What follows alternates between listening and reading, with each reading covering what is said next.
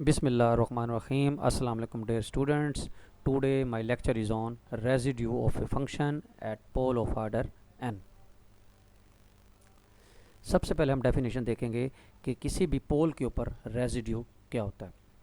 तो let z is equal to z naught be a pole of order m, यानी सबसे पहले definition तो आपको डेफिनेशन में ये चीज़ क्लियर होनी चाहिए कि जब भी किसी फंक्शन को आप लॉरेंट सीरीज़ में कन्वर्ट करेंगे तो उसका पोल एग्जिस्ट करना चाहिए। पोल एग्जिस्ट का मतलब है कि उसका जो प्रिंसिपल पार्ट है वो finite number of terms contain करे। अगर वो infinite number of terms contain कर रहा है तो उसका मतलब है उसका रेजिड्यू कैलकुलेट नहीं हो सकता। तो let z is equal to z naught be a pole of order m of fz so that fz can be expand as a Laurent series। fz बराबर है summation n is equal to 0 से infinity a n z minus z naught की power n, यानी उसका analytic part है, plus b1 over z minus z naught, b2 over z minus z naught का square, plus and so on bm over z minus z naught की power m। तो ये आपके पास Laurent series है, इसका पावर, इसकी जो पावर है, इसका जो पोल ऑर्डर है वो m है। तो वेयर वो कह रहे हैं b m is not equal to 0, क्योंकि अगर ये 0 हो गया तो उसका ऑर्डर m-1 हो जाएगा, यानी m नहीं होगा। तो देन दी वो कह रहे हैं दी कोफिशेंट b1, यानी b1 जो कोफिशेंट है, यानी लॉरेंट सीरीज़ में जो प्रिंसिपल पार्ट है उसमें 1 ओवर 1 माइनस जेड नॉट का जो कोफिशेंट होगा constant b1 which may be 0 in the certain cases is called the residue of the function at z is equal to z naught। यानी Laurent series के अंदर उसमें जो 1 over 1 minus 1 over z minus z naught का जो coefficient जो भी constant होगा वो उस फंक्शन का उस पॉइंट के ऊपर क्या कहलाएगा, रेजिड्यू कहलाएगा। अब अगर आपके पास z is equal to z naught simple pole है, यानी सिंपल पोल का मतलब है कि उसमें सिर्फ यहाँ तक b1 over z minus z not है, तो ये सारा जो टर्म है आगे, ये सारी जितनी भी टर्म्स हैं ये नहीं होंगी, क्योंकि सिंपल पोल में तो z माइनस जेड नॉट की पावर 1 मैक्सिमम टर्म है, तो ये ज़ाहिर बात है टर्म उसमें ख़त्म हुई होगी। तो आपने b1 कैलकुलेट करना है तो z माइनस जेड नॉट से जस्ट मल्टीप्लाई करके उस पर लिमिट अप्लाई कर दें। तो आपने क्या करना है, अगर z is equal to z naught अगर सिंपल पोल है तो देन z नॉट के ऊपर अगर आपने रेजिड्यू कैलकुलेट करना है तो आपने क्या करना है, फंक्शन को सिर्फ z माइनस जेड नॉट से मल्टीप्लाई करना है और लिमिट अप्लाई कर देनी है z नॉट पर। तो आपके पास उस फंक्शन का सिंपल पोल के लिहाज से रेजिड्यू कैलकुलेट हो जाएगा। अब जैसा कि हम इसका एक जनरल फार्मूला है, हम जनरल फार्मूला डिस्कस करते हैं। ये पोल n के लिहाज से है, यानी किसी भी फंक्शन का आपने रेजिड्यू कैलकुलेट करना है at pole of order n के लिहाज से। यानी जो पीछे अभी हमने फार्मूला डिस्कस किया ये वाला सिंपल पोल वाला, ये पर्टिकुलर केस हो जाएगा। तो if f has the pole of order n at z is equal to z naught, then इस फंक्शन का जो रेजिड्यू है जेड नॉट के ऊपर उसका फार्मूला क्या है, 1 ओवर n माइनस 1 का फैक्टोरियल, यानी जो पोल है उसमें से कम कर दिया, limit z approaching to z naught, यानी जिस पर आप चेक कर रहे हैं रेजिड्यू, और derivative n minus 1th derivative लेना किसका, z माइनस जेड नॉट की power n into F Z, यानी आपने एफ जेड को मल्टीप्लाई करना है z माइनस जेड नॉट की पावर n से n, यानी जो पोल होगा और उसका एक कम डेरिवेटिव लेना है और 1 ओवर n-1 फैक्टर से मल्टीप्लाई करके ये जो कैलकुलेशन होगी ये उसका पॉइंट पर उस फंक्शन का रेजिड्यू कैलकुलेट हो जाएगा। अब इसको प्रूव करने के लिए हम जानते हैं डेफिनेशन के फंक्शन की जो लॉरेंट सीरीज़ होती है वो ये होती है, और इसमें जारी बात है n तक हमने लेना क्योंकि उसका पोल जो है वो n है, तो इसलिए जो प्रिंसिपल पार्ट है वो n टर्म्स कंटेन करेगा और ये उसका एनालिटिक पार्ट है, ये लॉरेंट सीरीज़ है। अब क्योंकि मैंने इसमें a-1 यहाँ जो कोफिशेंट है वो a-1 है, यानी 1 over z minus z naught का जो कोफिशेंट है वो a-1 है, तो ये आपका रेजिड्यू जो है वो a-1 कैलकुलेट करना है। तो आपने क्या करना है, z माइनस जेड नॉट की पावर n, ये देखें इसका टोटल एलसीएम आ रहा है, तो आपने पूरी इक्वेशन को z माइनस जेड नॉट की पावर n से मल्टीप्लाई कर देना है, तो आपके पास ये कैंसिल हो जाएगा, a माइनस n आ जाएगा, इसी तरीके से ये 2 कैंसिल हो जाएंगे, a माइनस 2 के साथ n माइनस 2 वाली टर्म आएगी, ये एक टर्म कैंसिल होगी तो n माइनस 1 टर्म आएगी, प्लस इसी तरीके से ये।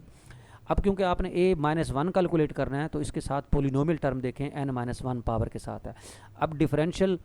और पोलिनोमियल का आपस में डेरिवेटिव का और पोलिनोमियल का जो रिलेशन है आपस में वो ये है कि जितने ऑर्डर का जितने डिग्री का पोलिनोमियल होता है आप उसके उतने ही डेरिवेटिव कैलकुलेट कर सकते हैं, अगर उससे ज़्यादा लेंगे तो वो 0 हो जाएगा, और अगर जितनी उसकी पावर है अगर आप उसके उतने डेरिवेटिव लेंगे तो वो उसका फैक्टोरियल आता है। तो इसका मतलब है अगर आपने n-1 क्योंकि a-1 फाइंड करना है तो यहाँ पावर n-1 है, तो आप इसको डिफ्रेंशिएट कर दें n-1 टाइम्स। जब n-1 टाइम डिफ्रेंशिएट करेंगे तो ये इसका n-1 डेरिवेटिव आ जाएगा, अदर टर्म्स जो हैं वो सारी 0 हो जाएंगी और आपके पास जो है ए इधर आ जाएगा a-1 n-1 का फैक्टोरियल, और क्योंकि ये उससे एक टर्म ज़्यादा है तो सारी बात है वो उसकी इंटीग्रेशन में आ जाता है। तो इसी तरीके से ये plus n factorial a naught z minus z naught आएगा। यानी ये वाली टर्म्स क्योंकि ज़्यादा हैं ये इंटीग्रेशन से आ जाएंगी, और प्रीवियस जो हैं क्योंकि हम डेरिवेटिव ज़्यादा ले रहे हैं, टर्म छोटी हैं, तो वो ज़ीरो हो जाएंगी। तो ये आपके पास ये आ गया। इस पर आप लिमिट अप्लाई कर दें तो ये वाली टर्म भी ज़ीरो हो जाएगी। तो आपके पास d n minus one over d z n minus one derivative आ गया जेड माइनस जेड नॉट की पावर एन एफ जेड का, और ये ए माइनस वन निकालना है तो एन माइनस वन फैक्टोरियल से डिवाइड कर दें तो आपका रेजिड्यू कैलकुलेट हो जाएगा। अब जैसा कि उसके बाद इसका एक और पर्टिकुलर केस है, हमारे पास एक छोटा सा रिजल्ट है कि अगर आपके पास फंक्शन इस फॉर्म का है, यानी P z over q Z की फॉर्म है, रैशनल फंक्शन में है, और जो फंक्शन पी जेड और क्यू जेड है ये दोनों एनालिटिक होंगे जेड नॉट के ऊपर, और क्यू जो है ये जो डिनोमिनेटर में फंक्शन होगा वो सिंपल पोल कंटेन कर रहा है जेड नॉट के ऊपर। कौन सा पोल कंटेन कर रहा है? सिंपल पोल कंटेन कर रहा है। और देन आप इस फंक्शन का जब रेजिड्यू कैलकुलेट करेंगे उस सिंपल पोल के ऊपर, इसका एक डायरेक्ट फार्मूला भी है, क्योंकि हमने पीछे सारी बात है वो पढ़ा है, वो आप वो भी यूज़ कर सकते हैं, क्योंकि यूज़ तो हम वही करेंगे। तो इस पे जो डायरेक्ट वैल्यू कैलकुलेट होगी वो P z over q Z,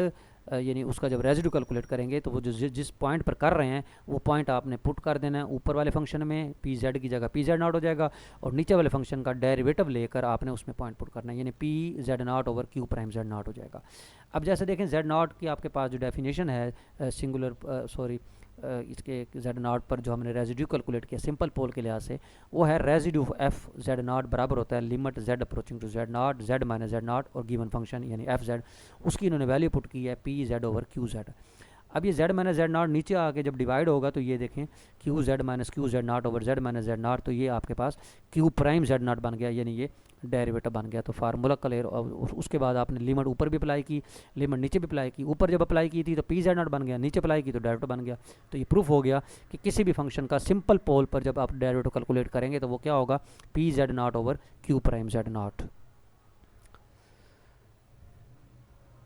next इसकी देखें एग्जांपल देखें, जैसे वो कहता है कुछ कोटेंजेंट जेड का आप रेजिड्यू कैलकुलेट करें, तो इसमें कोटेंजेंट जेड को उन्होंने लिखा cosine z over sine z. अब साइन जेड को जब जीरो पुट किया तो वो एन पाई निकलता है, यानी जेड की वैल्यू एन पाई, यानी एन पाई के ऊपर ये सारे जो हैं वो जीरो हो जाते हैं। तो उसमें एन को जब आपने जीरो पुट किया तो जेड की वैल्यू जीरो कैलकुलेट होती है। तो जीरो कैलकुलेट हुई तो जाहिर बात है उसका पहला डेरिवेटिव जो है साइन का वो कोसाइन जेड है, तो कोसाइन जेड जो है वो जीरो के ऊपर नॉट इक्वल टू जीरो है, तो आप उसके ऊपर क्या करते हैं,